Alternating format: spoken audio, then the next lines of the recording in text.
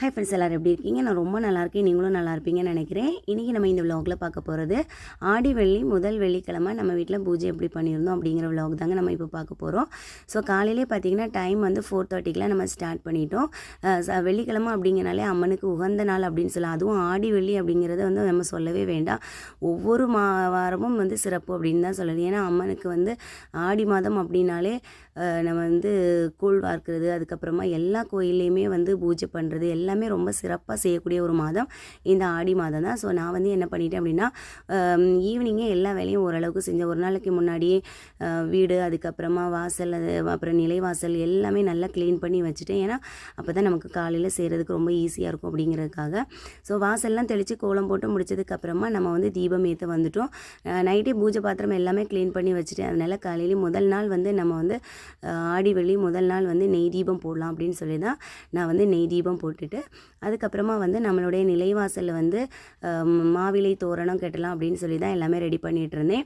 ஏன்னா வெள்ளிக்கிழமை நமக்கு வந்து ஸ்கூலுக்கும் நமக்கு டைம் ஆயிரும். ஸோ ஒரு சில வேலைகள் தான் நம்மளால் செய்ய முடிஞ்சுது. ஸோ என்னெல்லாம் செய்ய முடிஞ்சோ அதை காலையில் பண்ணிவிட்டு ஈவினிங் வந்து கொஞ்சம் செய்யலாம் அப்படின்னு சொல்லிட்டு தான் வச்சுருந்தேன். அதனால் காலையில் மாவிலை தோரணம் வச்சுட்டு பிரசாதம் பார்த்திங்கன்னா அன்றைக்கி வந்து காலையில் ரொம்ப சிம்பிளாகிட்டு நம்ம வீட்டில் வந்து நம்ம டெய்லி வந்து நம்ம வந்து பால் காய்க்கிறதா.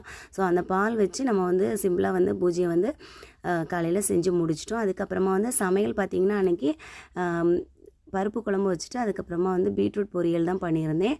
ஏன்னா நமக்கு பூஜை வேலையும் இருந்துச்சு, அதுக்கப்புறமா வந்து சமையல் வேலையும் இருந்தனால எல்லாமே கரெக்டாக அந்த டைமுக்குள்ளே முடிக்கணும் அப்படிங்கிறதுக்காக எல்லாமே வந்து பிளான் பண்ணி தான் நான் பண்ணிகிட்டு இருந்தேன். ஸோ வந்து பருப்பு குழம்பும் வச்சுட்டு பீட்ரூட் பொரியலும் பண்ணிவிட்டு டைமிங் பார்த்திங்கன்னா ஒரு 7:55லாம் ஆகிடுச்சு. ஸோ அப்படியே லஞ்ச் எல்லாமே ரெடி பண்ணிவிட்டு இருந்த பாத்திரம் எல்லாமே நான் வந்து க்ளீன் பண்ணி வச்சுட்டேன். ஏன்னா ஈவினிங் வந்து நமக்கு வந்து கொஞ்சம் பூஜை வேலை இருக்கனால எல்லாமே காலையில் முடிச்சிடணும் அப்படின்னு சொல்லிவிட்டு நான் வந்து எல்லாமே க்ளீன் பண்ணிவிட்டு அப்படியே லஞ்சு நான் வந்து பேக் பண்ணிட்டேன். அதுக்கப்புறமா ஈவினிங் வந்ததுக்கப்புறமா வந்து ஃபஸ்ட்டு என்ன பண்ணியிருந்தேன் அப்படின்னா உருளி தான் ரெடி பண்ணியிருந்தேன். உருளி வந்து அதில் வந்து பூக்கள் போடலாம் அப்படின்னு சொல்லிட்டு கொஞ்சம் பச்சை கற்பூரம் போட்டு அதில் வந்து பூக்கள் வச்சு நான் ரெடி பண்ணிவிட்டு நிலைவாசலுக்கு வந்து மஞ்சள் குங்குமம் வைக்கிறதுக்காக சந்தனம், அதுக்கப்புறம் மஞ்சள், கொஞ்சம் பச்சை கற்பூரம், அதுக்கப்புறம் பன்னீர் எல்லாமே சேர்த்து நல்லா குழப்பி எடுத்து இந்த மாதிரி நிலைவாசலுக்கும் மஞ்சள் குங்குமம் வந்து வச்சுருந்தேன். நிலைவாசலுக்கு மஞ்சள் குங்குமம் வைக்கிறது வந்து ரொம்ப ரொம்ப நல்லது. ஸோ நான் வந்து வெள்ளி செவ்வாய் இந்த 2 நாளும் தவறாமல் நான் பண்ணுறது. ஸோ நிலைவாசலுக்கு மஞ்சள் குங்குமம் வச்சுட்டு அதுக்கப்புறமா மகாலட்சுமி தாயாரோட பாதம் வரைந்தேன்.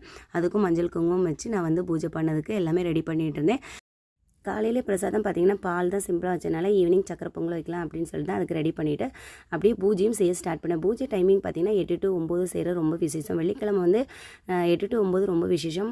மகாலட்சுமி தாயாருக்கு வெத்தலை, பாக்கு, பழம், கொஞ்சம் ஜாக்கெட் பீட்லாம் வச்சு அப்படியே பூஜையை சிறப்பாக செஞ்சு முடிச்சிட்டோம். இன்னொரு வீடியோவில் பார்க்கலாம்.